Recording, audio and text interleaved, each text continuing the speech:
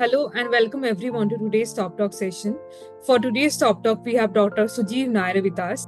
Dr. Sujiv Nair is the Global Chief HR Officer at Sustainablity Limited with over 3 decades of experience in human resource across diverse sectors, including paints, manufacturing, pharmaceuticals, IT, R&D, government. His work has impacted organizations across Asia, America, and Europe, setting new standard in HR practices. In addition to his current role, Dr. Nair is a board member at VHub and founding CEO of the Telangana Academy for Skill and Knowledge. He holds a PhD from the Indian Institute of Technology, Hyderabad, and is recognized for his leadership and innovation in the field. Hello and welcome to our Top Talk interview, Dr. Nair. Hi, Vidisha. Hello. So let's dive into our very first question. So can you give a success story where innovative performance management practices led to significant improvement in your organization? The simplest and the time-tested answer, Vidisha, is digitization of the appraisal and the related process, to be very specific. Okay. I've been using digitization for the last 20 years, and I strongly believe for any performance management process, there are 3 steps. First one is to define the goal, Correct. a goal between the employee and the reporting officer. The second one is the most important one. For that goal, identifying what are the measures and what are the metrics. Correct.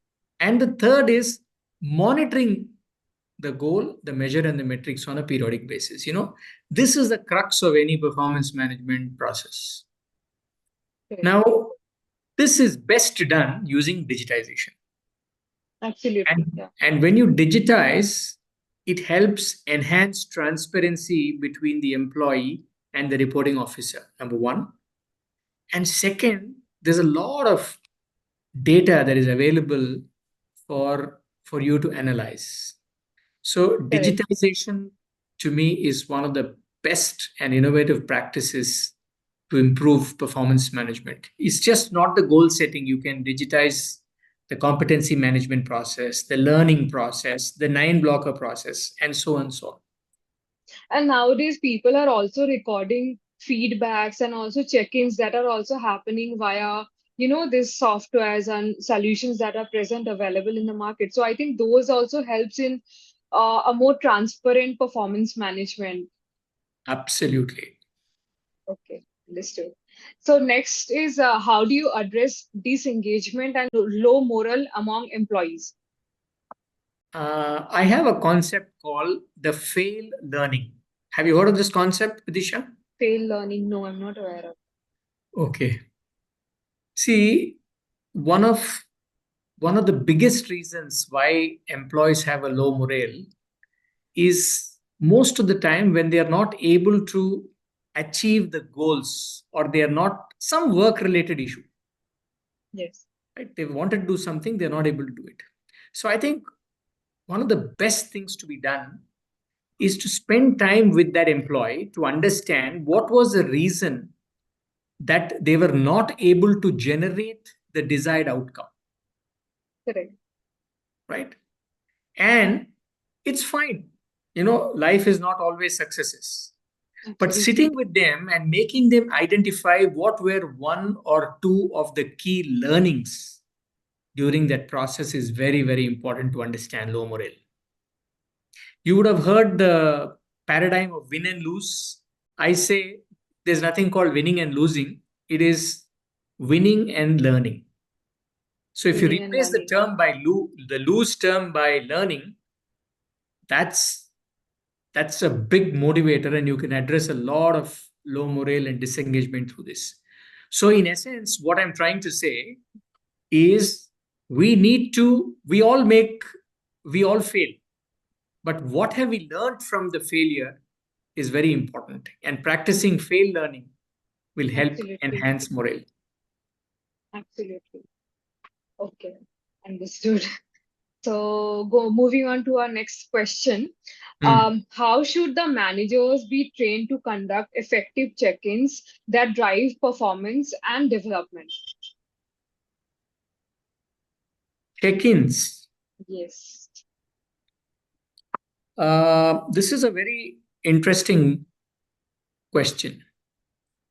In one of the recent studies that Harvard had done, Mm-hmm. 7 out of the 10 respondents mentioned that they like to have a weekly or a daily check-in. Okay. And this got more relevant during the COVID time, or in the hybrid work model. Hybrid mode. Yeah. See, one of the biggest things for a manager is to be aware of the difference between trust and micromanagement. Nobody likes micromanagement. Trust is important. So, the best way to train managers to conduct effective check ins is one, the manager should set a time through a formal calendar invite once a day or once in 3 days or whatever. It should be a calendar invite. They should share a simple format for what they are checking in. If you're managing performance, Hmm. for example, I monitor critical positions, 12 critical positions in my work. So I have a 15-minute slot every day from 9 to 9:15, where there's a simple format. What are the positions? What's the status? So when you do this periodically, it becomes very, very simple, and you can finish it much faster. So managers should have a calendar invite. They should have a simple format for review and keep this meeting very, very short. Short. Exactly. 15 to 30 minutes, not more than that. And the discussion should be to the point. And more importantly, the manager should ask what is the support that the employee requires in achieving his or her goal. And that makes the real difference. Absolutely, absolutely agree. Because when you have an extensive meeting, the employee tend to, at the end of it, the employee tend to do not find any value from that meeting. They just join the meeting for the sake of having the meeting, just in terms of completion of the meeting or formality. But if Correct. you keep that meeting to the point, then it will add value to them as well. Question that I have is, can you discuss the importance of real time feedback in today's fast paced work environment? Real time feedback helps in real time performance management. Simple. Absolutely. See, gone are the days where I give feedback about something that happened 6 months back to somebody. When you give them old feedback, or it's on some past anchor, more than having a positive effect, it will have a negative effect. So I am a very Negative strong effect. believer How? that you should give real time feedback. No, I want to understand how it's going to have a negative effect. See, assuming that you and I have worked together and we are working and I've assigned you some task. That task which you are delivering, I'm Mhm. observing the way you're delivering that task, but I know you're making a mistake, but I don't give you the feedback then and there. I wait Okay. till I have that formal performance appraisal with you. Hmm. That could be 6 months down the line or 1 year down the line. So when I wait for such a long period, many times you'll come and ask me, sir, you should have given this feedback to me when I was making the mistake.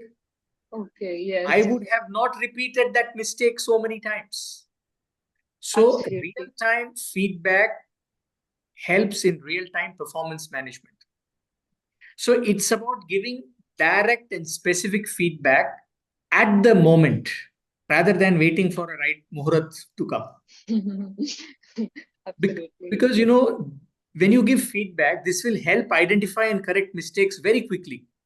And when an employee corrects that mistake quickly, it helps in reducing cost and improved quality of work. So don't wait for the team member to continue repeating the same errors Hmm. for a time. Real time feedback helps in real time performance enhancement. Hmm. Okay, that's great. With this, we come to our last question of today's interview, and that Mhm. is, what skills do you think HR leaders will need to navigate the future landscape of performance management? Uh, I mean, there are a few, but I think let me focus on top three. Top three. See what's happening in today's world. People are constantly coming up with problems. So problem solving is one skill.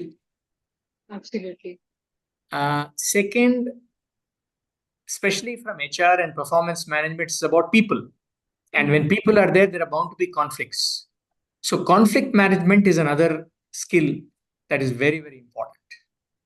And with increase in technology and the way AI is revolutionizing the way we work, I think HR professionals and managers need to be very, very familiar with the basics of AI, and more importantly, the ethical part of AI, ethics in an AI. Absolutely. Okay. With this, we come to an end of today's Top Talk interview. Your insight was very valuable and it's enriching to me as well as to the viewer as well, I suppose. So thank you once again, Dr. Nair. Thank you, Bidisha. Enjoy your evening. Bye. Thank you. Bye.